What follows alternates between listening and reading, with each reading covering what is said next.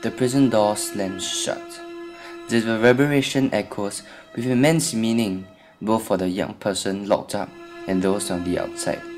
The reality is, however, once youth offenders serve their terms and leave the prison, doors continue to slam shut.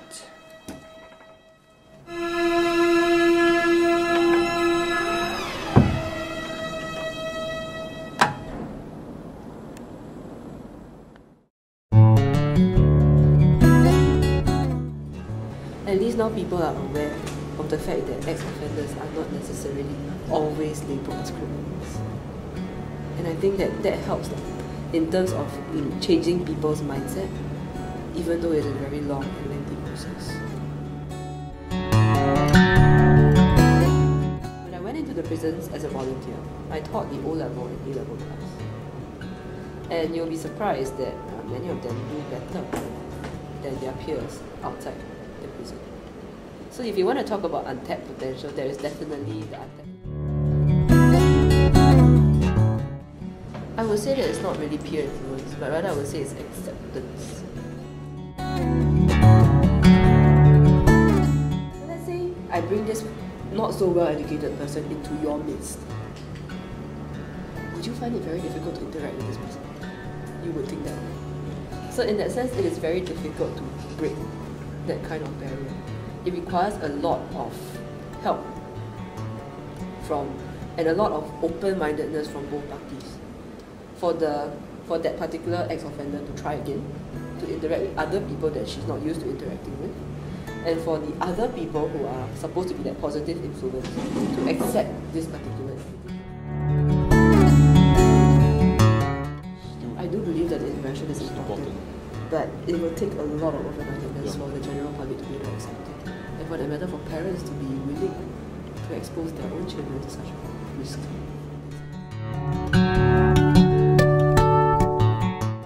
I think it just means that you need to have a lot of compassion to learn to accept these people one more time and to give them the second chance that you will hope that is given to you if, let's say, you were to make a mistake like that too.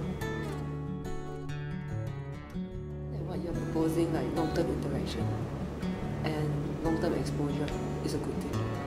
Because I think once you hear their stories, right, you won't be so judgmental anymore. In that you will then say that, you won't be saying that, oh, you won't have the moral high ground anymore. You won't be saying that, but it's morally wrong to do so, why are you doing it? Because you're told of the choice. And if you were to put yourself into the other person's shoes, you might have just made the same choice that they have made. And that was where I told myself, I cannot judge these people anymore.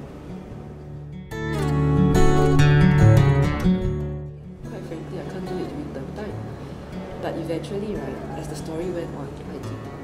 Because I found that it was useful. And I found that it was worth it to do something like that. Worth it because I learned from them and I realized that life is not just about studying. Okay, so that was where I continued to teach. And that was where I continued to volunteer. And of course, they also showed me, right, that if I had a good relationship with my students, that no matter what happens, they are always on the side of the teacher. And that was something that was very, very powerful. Because in the time where I was teaching them, I broke up with my girlfriend. And naturally I was very, very upset. Of course, students being students, right, they don't quite, or rather they would, in terms of the fact that the girls are already a lot older than I am. And they will have a lot more experience in things like this. What happened was that on that day when I went into the prison, it was just one day after I had broken up. So I was still very emotionally unstable. But as a professional, and I saw myself as a professional then, I told myself that it couldn't affect the lesson, but naturally it did. I wasn't as sharp when it came to solving problems on the board. And math is one of those things that, if you miss one thing, everything just cascades.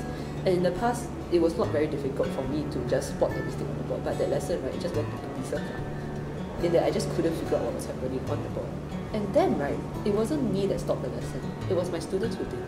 They stopped the lesson and they saw them ask me, what happened? Something's upsetting me. And that actually gave me feedback that as I was concerned for them, they are also concerned for their teachers. And so at that point in time, right, it gave me great satisfaction to know that my relationship with them had gotten up to that point. Then of course when they were released, they continued to keep in contact. They continued to invite me for their weddings and for the first month of their children. So I think for that, you can say that I have been very touched by that.